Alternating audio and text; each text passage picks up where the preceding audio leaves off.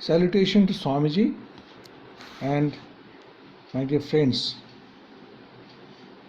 Today we are going to take up the last lecture of Jnanyoga. Its name is The Real and the Apparent Man, which was delivered in New York by Swamiji. The date is not known. In this talk, which is very long, we will be making in 3 different parts.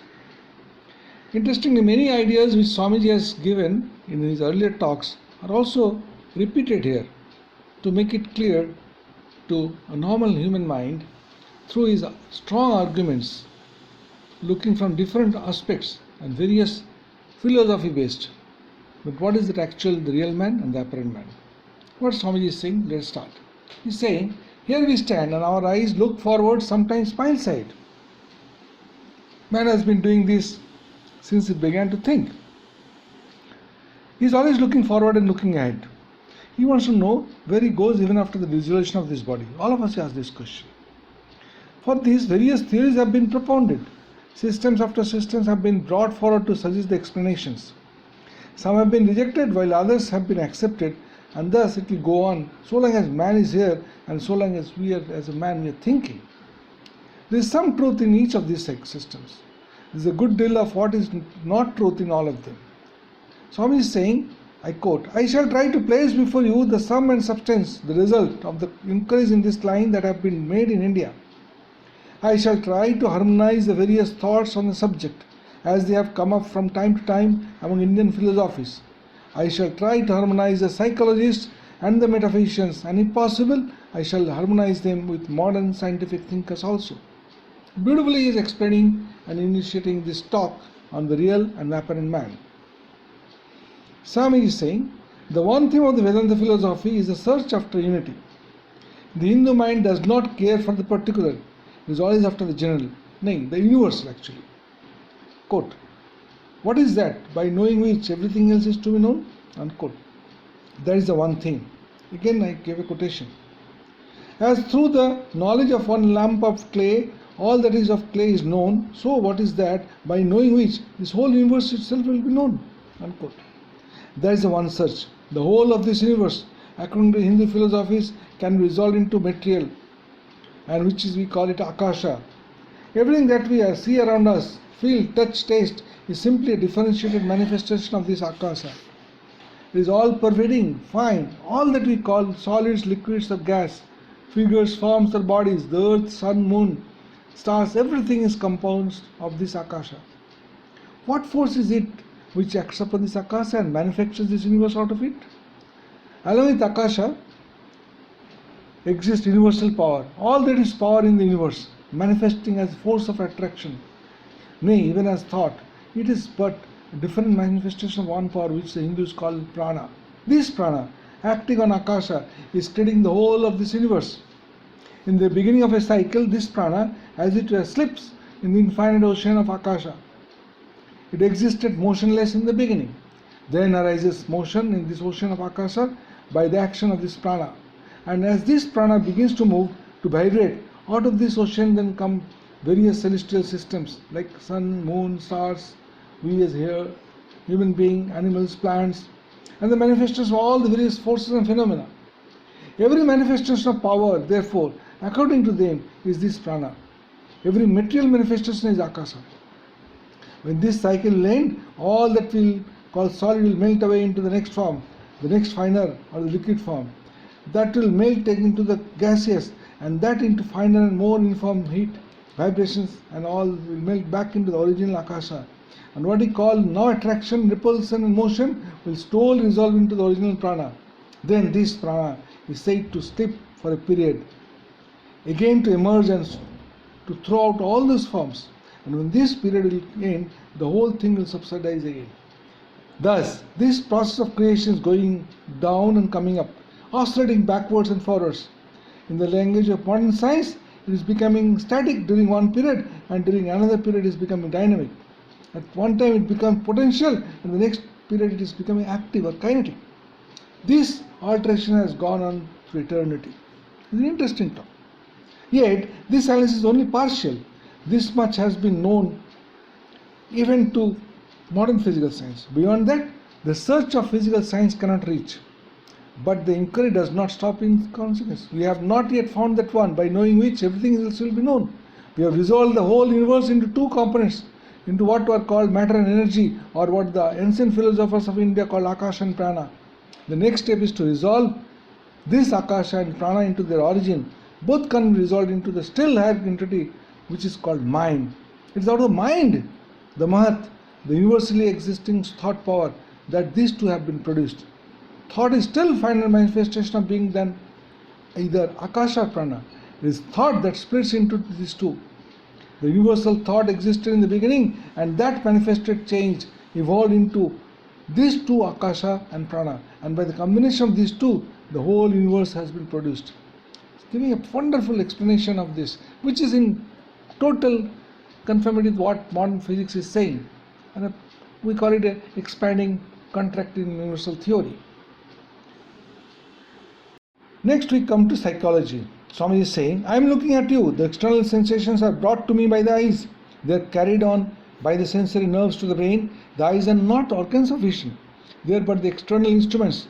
Because if the real organ behind, that which carries the sensation to the brain, is destroyed, I may have 20 eyes, 40 eyes, but I cannot see you. The picture on the retina may be as complete as possible, yet I shall not see you. Therefore, the organ is different from its instruments. Behind the instruments, the eyes, there must be the organ. So it is with all the sensations. The nose is not the sense of smell, it is but an instrument, and behind it is the organ. With every sense we have, there is first the external instrument in the physical body. Behind that, in the same physical body, there is the organ. Yet these are not sufficient. Suppose I am talking to you, and you are listening to me with close attention. Something happens, say, a bell rings. We will not perhaps hear the bell ring. The pulsation of that sound came to your ear, struck the tympanum, and the impression was carried on by the nerve to the brain. If the whole process was complete up to carrying the impulse to the brain, why did you not hear? Wonderfully explaining this phenomenon. Swami is saying, something else was wanting. The mind was not attached to this organ. When the mind detaches itself from the organ may bring any news to it, but the mind will not receive it. When it attaches itself to the organ, then alone is it possible for the mind to receive the news. Yet even that does not complete the whole. The instruments may bring the sensation from outside, the organs may carry it inside, the mind may attach itself to the organ, and yet the perception may not be complete. Why? One more factor is necessary. There must be a reaction within. With this reaction comes knowledge. That which is outside sends, as it were, the current of news into my brain. My mind takes it up and presents it to the intellect, which groups it in relation to preconceived impressions and sends a current of reactions. And with that reaction comes perception. Here then is the will. The state of mind which reacts is called buddhi, the intellect. Yet, even this does not complete the whole. One step more is required. Swamiji is saying, suppose here is a camera and there is a sheet of cloth, and I try to throw a picture on that sheet. What am I to do? I am to guide various rays of light through the camera to fall upon the sheet and become grouped there. Something is necessary to have the picture thrown upon, which does not move. I cannot form a picture upon something which is moving. That something must be stationary, because the rays of light which I throw on it are moving, and these moving rays of light must be gathered, unified, coordinated, and completed upon something which is stationary. Similarly is the case with the sensation which these organs of ours are carrying inside and presenting to the mind, and which the mind is in turn is presenting to the intellect. This process will not be complete unless there is something permanent in the background upon which the picture, as it were, may be formed, upon which we may unify all the different impressions. What is it that gives unity to the changing whole of our being? What is it that keeps up the identity of the moving thing moment after moment?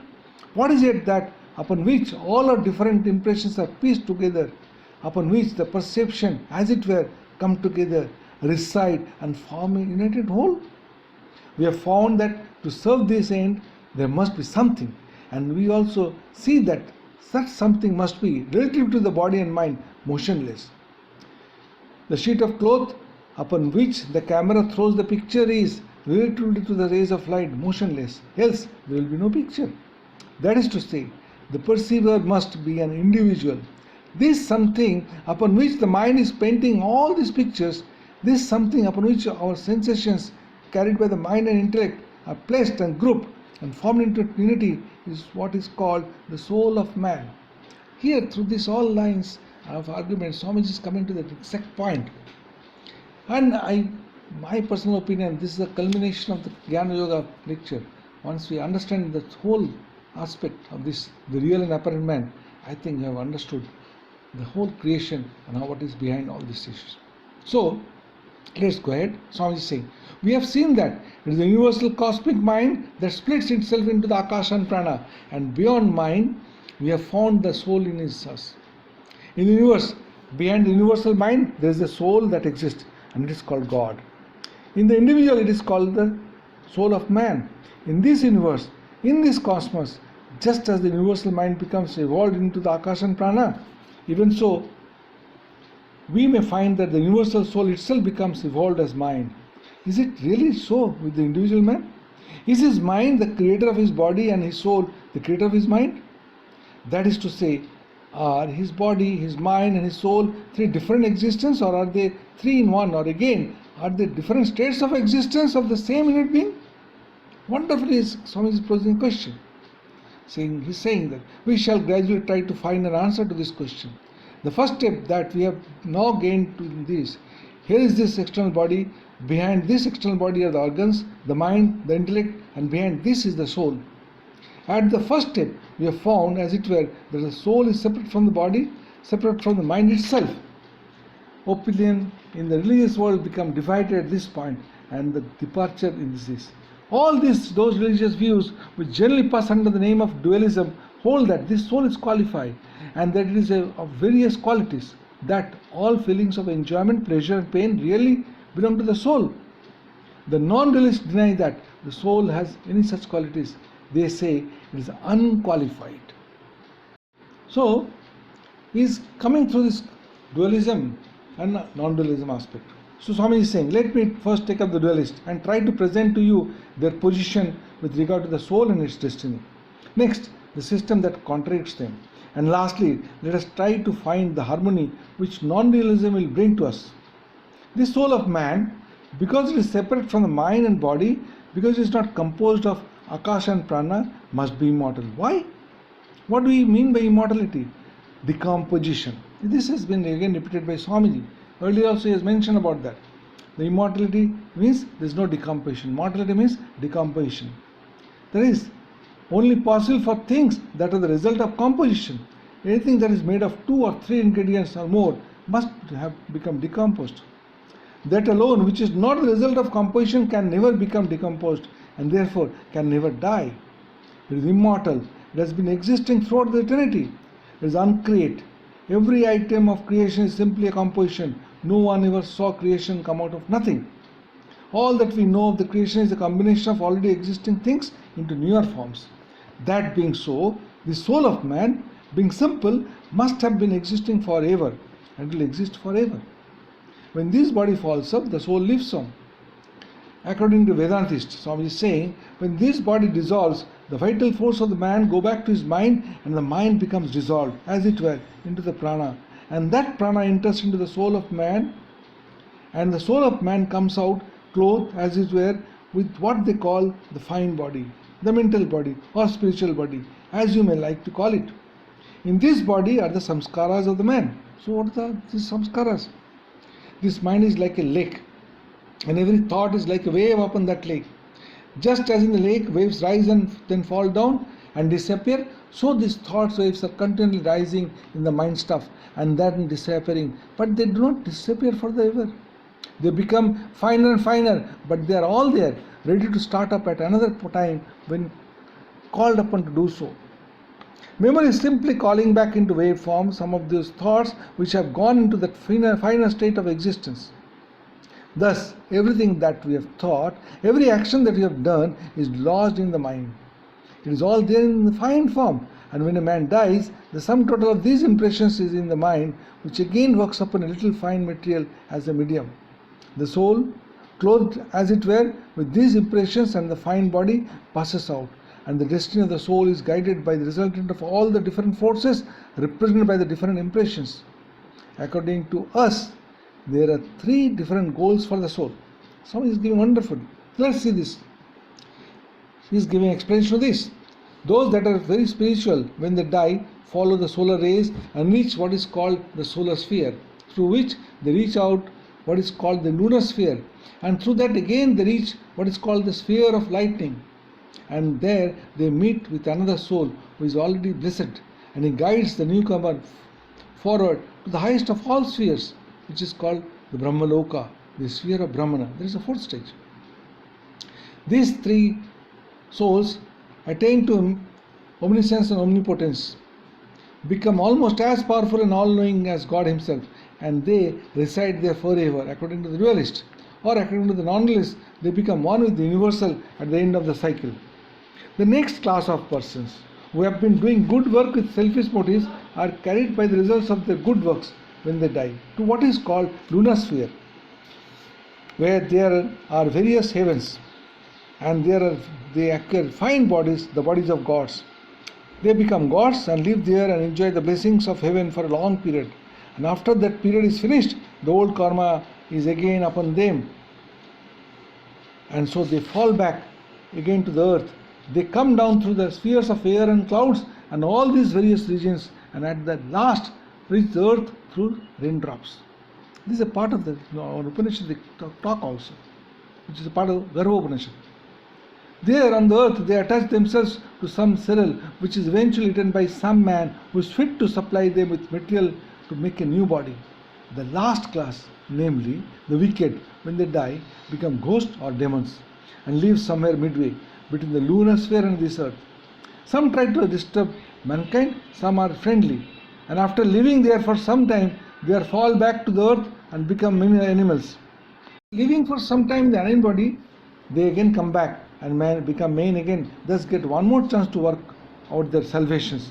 We see then those who have nearly attained to perfection, in whom only very little of impurity remains, go to the Brahmaloka through the rays of the sun.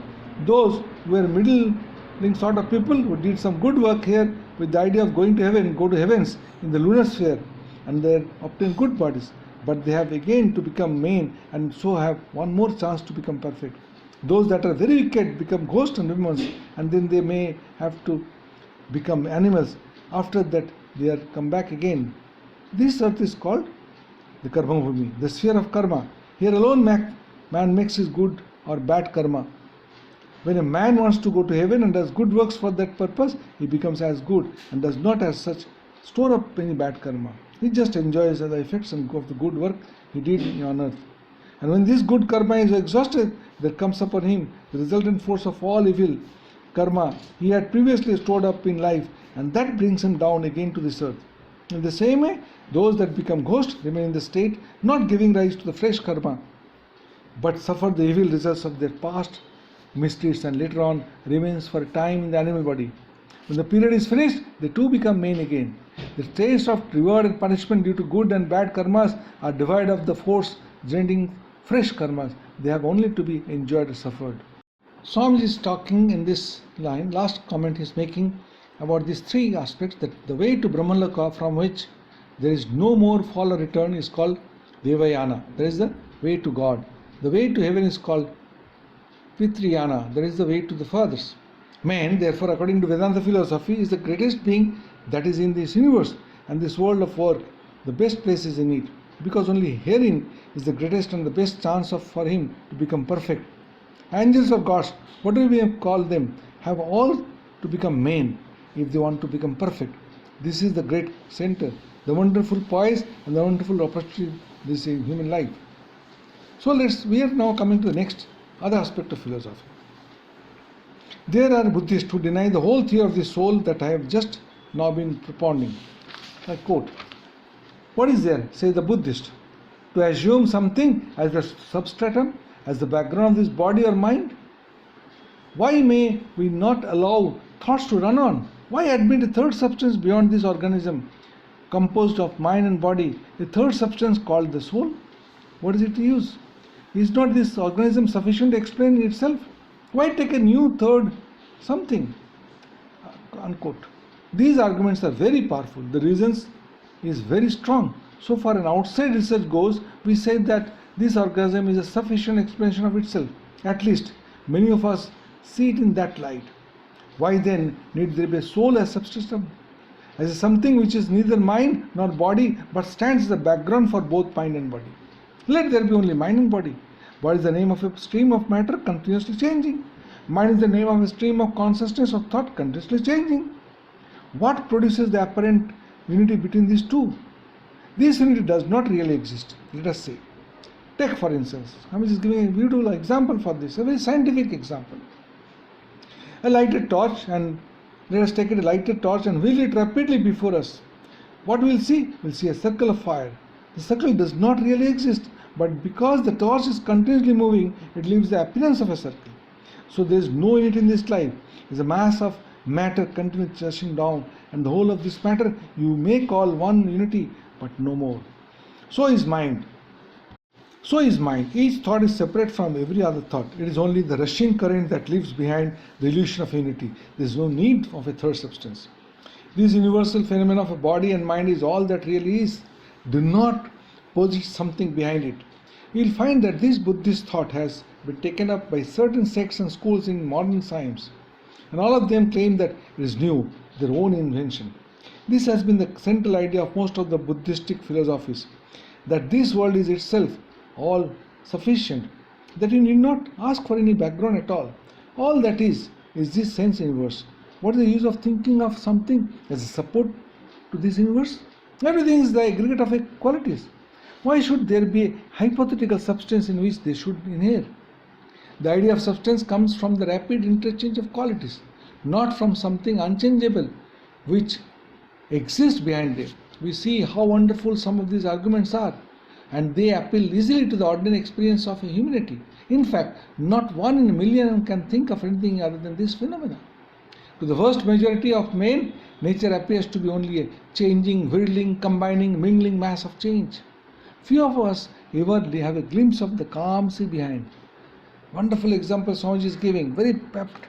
He is saying, for us it is always lashed into waves. This universe appears to us only as a tossing mass of waves. Thus we find these two opinions. One is that there is something behind both body and mind which is an unchangeable and immovable substance. And the other is that there is no such thing as immovability or unchangeability in the universe. It is all change and nothing but change. The solution of this difference comes in the next step of thought, namely the non-dualistic. Here Swamiji has come through both the things and ultimately reaching a very interesting point which we will take up in the next part, which is called non-dualistic. And this is very interesting to see how through these arguments and all, Swamiji is clearly telling us the real and apparent man. And if you can get through this, it will be a wonderful experience in the human life. Hari Om.